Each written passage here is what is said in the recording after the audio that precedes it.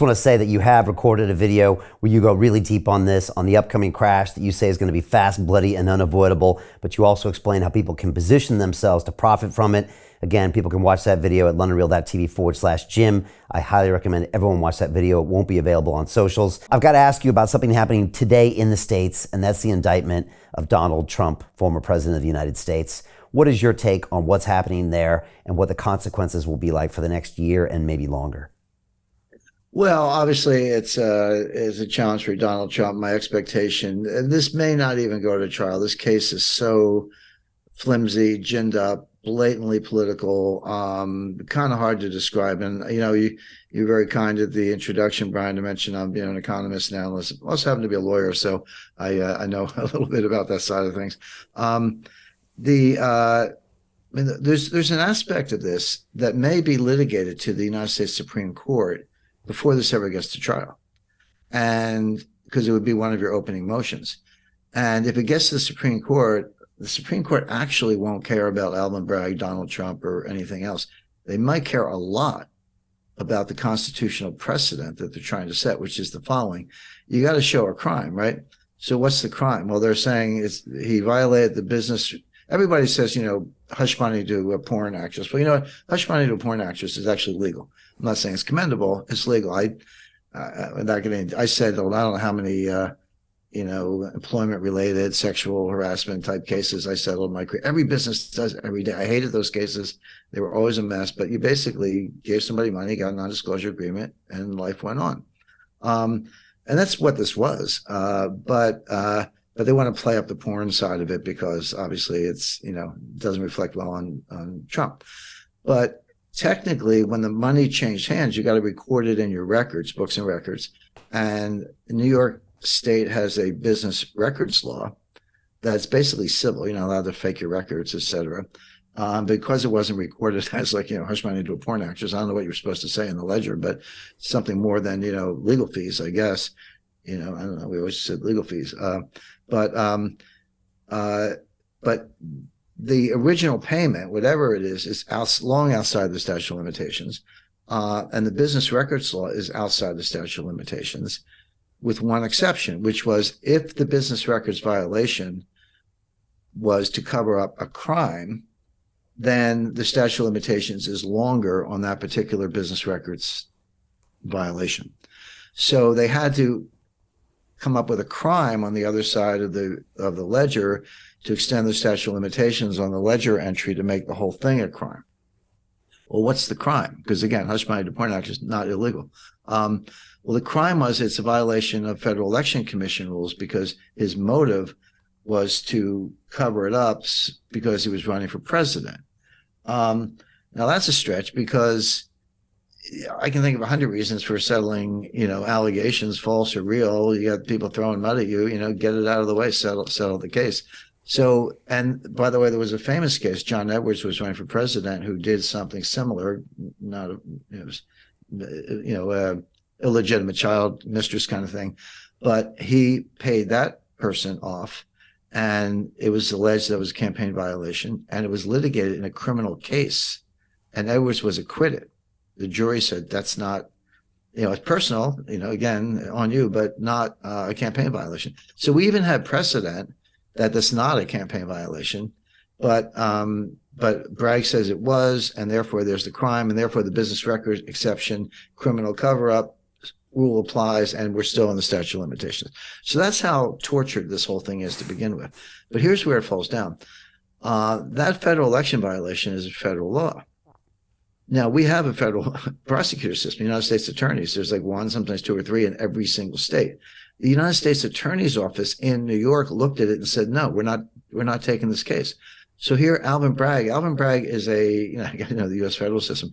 He's a county prosecutor. He's not even the state attorney general for New York. He's a county prosecutor, we call DA, district attorney.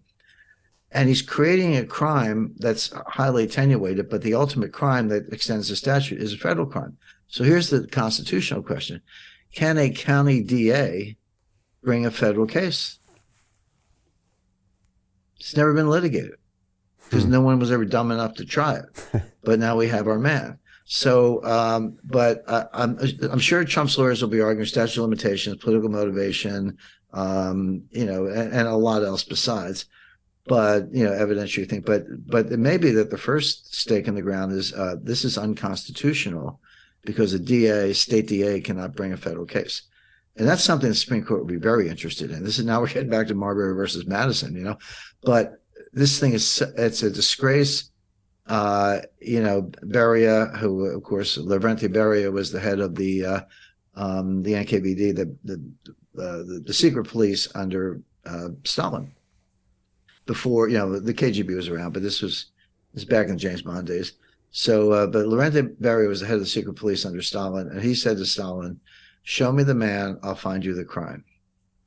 Meaning, tell me who your victim is. We'll find the crime. That's the easy part. And that's kind of what this looks like. This is just this, Trump derangement syndrome, which I think psychologists in future will treat as a medical condition. But people just lost them. This isn't like, oh, I like you, I don't like you, I'm voting for you, I'm not voting for you, whatever. This is like a disease, and their obsession with Trump. And he's skated on everything so far. They have, the tax records, remember that?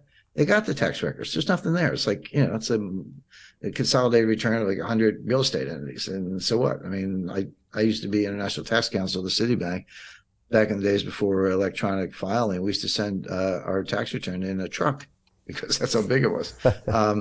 So that nothing came of that. Nothing came of Russiagate was a hoax. The impeachment was a hoax. The tax returns were like boring. They haven't been able to nail this guy, but now they're going too far. But so I think it's a disgrace. I think it's a politicization of the law.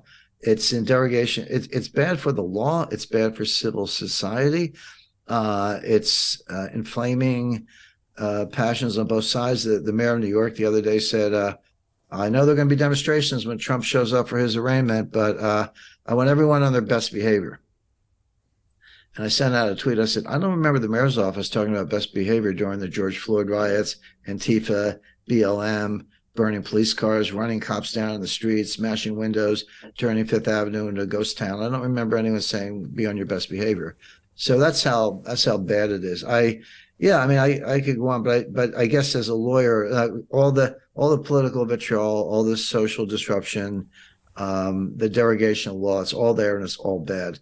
But I'm a little bit intrigued by the fact that there's maybe a world historic constitutional issue at the heart of this case that may go to the Supreme Court before we ever see a trial. So Jim Rickards has just recorded a video that's not available to anyone in the public, and he's going to be talking about how this upcoming recession is going to be fast, it's going to be bloody, it's going to be nasty. But at the same time, he's going to show you how you can position yourself to profit from all of this chaos. Now, we've made this video only available to our viewers. Go to londonreal.tv/Jim. Watch that immediately. I can't say enough good things about Jim Rickards.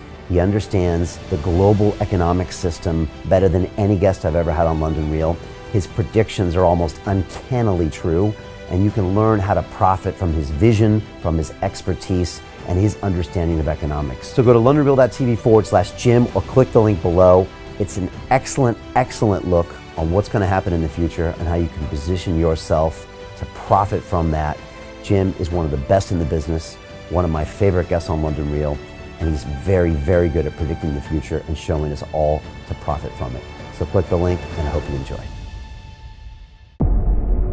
The greedy bankers are about to do it again.